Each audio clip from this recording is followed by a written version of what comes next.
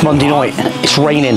What am I going to do on a Monday night when it's raining? I'm going to come and talk to you guys, because just prior my MOT, I've just had my MOT done on the van.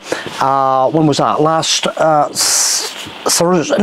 Friday morning, first thing, had the MOT done, perfect, no issues whatsoever. But in the meantime, I was actually checking my lights just leading up to it in the week last week, and I did sort of like, I just quickly had a quick look at one of my headlights, and I noticed one of the headlight bulbs was starting to look a little bit black. So I've just used my spare bulb on it last week, so it was majorly important for me to replace that bulb. It's this is the one that I've fitted as my spare, the H7. So anyway, so I'm just actually sorting out my bulbs. And for anybody that doesn't know, if you're out on the road and get a bulb blown, it's a real headache, because it'll be like, oh my god, where can I find one? Especially like us kind of people, when you're abroad, it can be very, very difficult, and normally it will cost you a shed load more money if you have to buy one in a garage or anyway, going on from there, I've just picked up one spare H7 bulb. It's a ring bulb, there it is, just for the information, and that bulb was £2.45, not including VAT to be honest, but at the end of the day, £2.45 for a spare bulb. Incredible value for money. In my little kit here, I've got like an old box, because it's nice to have like a hard case to keep your bulbs in, and so I reckon that's going to squeeze into my Osram box. We've got a little selection in there. So there's the I've got an indicator and a front side light, so snap that up shut. Beautiful. So it can, that will go under my driver's seat, where I keep my little toolkit, my LPG connections, stuff like that, stuff that are easy to get your hand on, super quick if you need it. So without sort of digging around in your garage or whatever. Anyway, in the meantime, I said to the guys at the my supplier, guys, have you got another selection box of like universal bulbs with a H7 in it? And they're like, yeah, we've got this one. What do you think? And I'm like, let's just take a look. So I'll show you what's inside. There's a selection, so not all of them are going to obviously fit the Fiat Ducato, but it's just nice. This actual box has got some selection, a couple of 10 amp old style fuses and a couple of small new style fuses in there as well. So a good selection of bulbs. It's always just like handy. Anybody that like knows, I'm one of them sort of people that you might be, I've got a bulb, what mate, let's have a look in my box, and if I can give you one, that'd be perfect, wouldn't it? So I did actually have a quick look on, I have actually paid, so not including the VAT, a mere 13.43 pence for this. So great value for money. After I bought it, I thought, right, if anybody wants one of these, I'll have a little look on Amazon.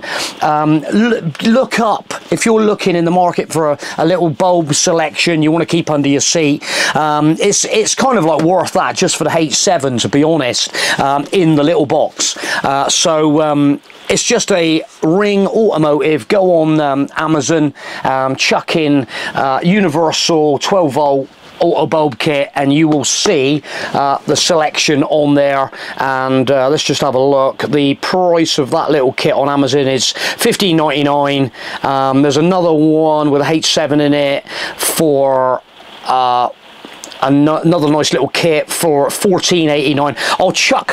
I'll throw the link, I'll put them Amazon links in the description of this video as well, just to help you if you want to have a look. But at the end of the day, it can be really frustrating if you haven't got a bulb, and yeah, it's just one of those, isn't it? So so the other thing I need to mention is we've had an inquiry. Someone was watching our the bathroom matting, the Fredola matting. I've just actually taken a little picture. So, oh, hang on, let me, can we do that? It's Fredola. We're going to be fighting. I'll see if I can turn it in the video. Something like that. Fredola is the make of the bathroom matting. I did have a quick look on Google. I threw it in Google. There looks like quite a selection of so look, guys, if you're looking for any of that matting, throw it in Google. Fredola. Rubber matting, bathroom matting, stuff like that, and you will no doubt come across it. So that was the other thing I just had to mention on this video. So anyway, I'm quite sort of like full of energy tonight because I've been on my driver CPC course. We have to do, as a professional driver, you have to do a 5 segments of this course, and we've got to do 7 hours of training on everything to do with driving on the road, stuff like that. And the course that I was taking a picture, the course that I was doing today was vulnerable road users. That was the course I was on today. So that includes, and to be honest, occasionally we get a little bit, it can be a bit draggy, it's a little bit boring. It is, they've got to give you a certain amount of training, and it's really spread out. We have a lot of tea breaks. But anyway, some of the information was pretty interesting today, I must say. And them vulnerable road users are people like cyclists, scooter riders. Now then, guys, scooter riders, things are hotting up in the scooter department as regards, you've got to be, if you are riding a scooter around on the roads, on the pavements, on the roads, you have got to be super careful. For one, just make sure, well, they're not even going to entertain it on your travel insurance. If you have an injury on a scooter, electric scooter, an e-scooter, it might be a different ball game, okay? And if the police get involved, if you damage someone's property, as regards a car, if you hit somebody and do them damage, your travel insurance, yeah, I'm just saying some of the so our trainer is up to speed with all these new legislation things coming through, and it was just one of those things that it just stuck in my mind today. And there's a lot of like crazy things going on in the world of scooters, so just be careful with your e-scooters. Just think about what you're doing with your e-scooter. So the other one was actually what we've got to be responsible for is cyclists on the road. And to be honest, so when you're in a large motorhome, 8.5 meters, 9 meter motorhome, you know, you have literally got to be super wary of the cyclists on the inside of you. You've seen the guys with Angles Morts stickers on their vans. I haven't got any on this van because I'm short. I'm 7 meters. I'm 3.5 ton. I don't need to display any.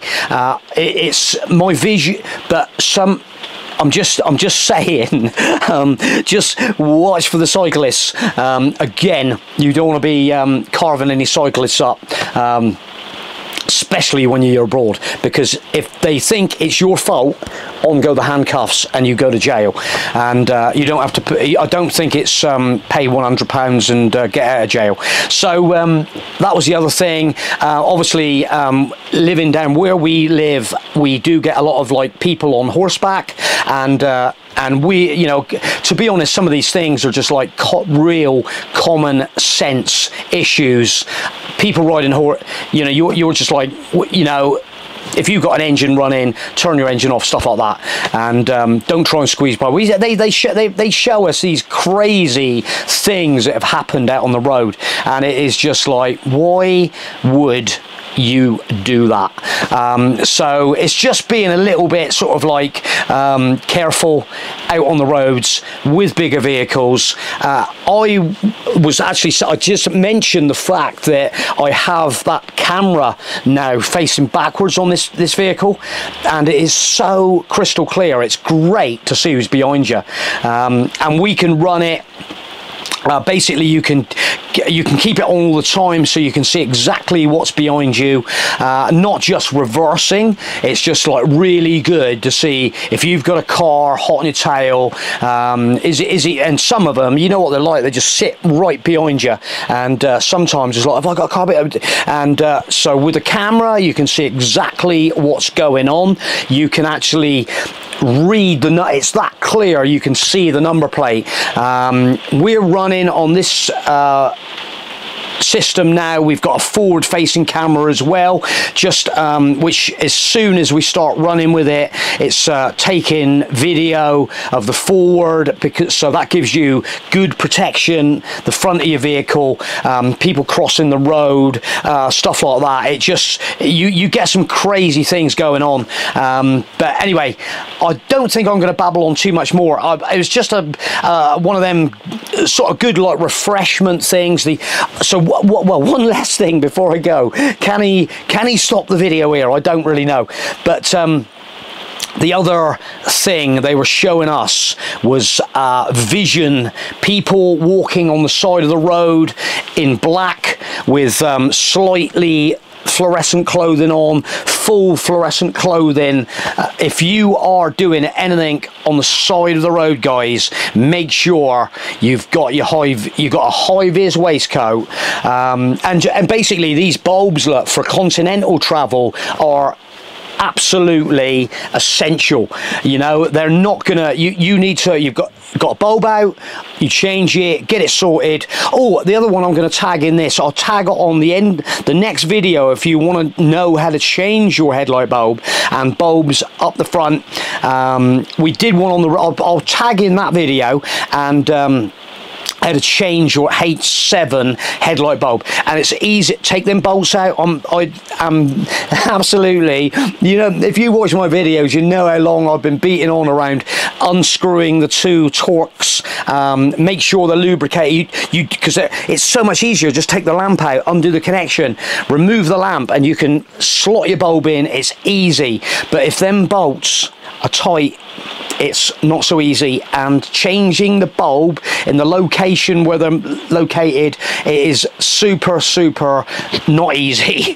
Okay, so just make sure them two Torx screws, if you're running a Fiat Ducato like this, make sure they come out, put a little bit of grease on them, a little bit of lubricant, get them back in there, make sure you're familiar, make sure you've got a torque set to undo them. But you don't want to be in that situation where I'm going to take, it's not screws, it's Torx. So Torque 30s, I believe. I haven't done it for a little while. Maybe I need to do another video.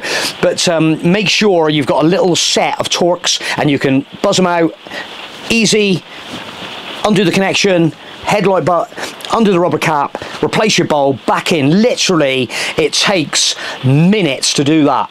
And I'm just putting this sort of information out there. It just saves you, when you're on holiday, you sit in the sun and drink beer. You do not spend your life changing headlight bulbs and trying to mess around in all these other little jobs.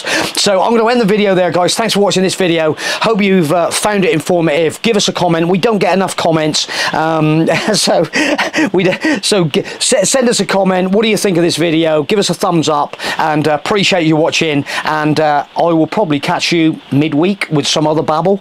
See you later. Bye for now.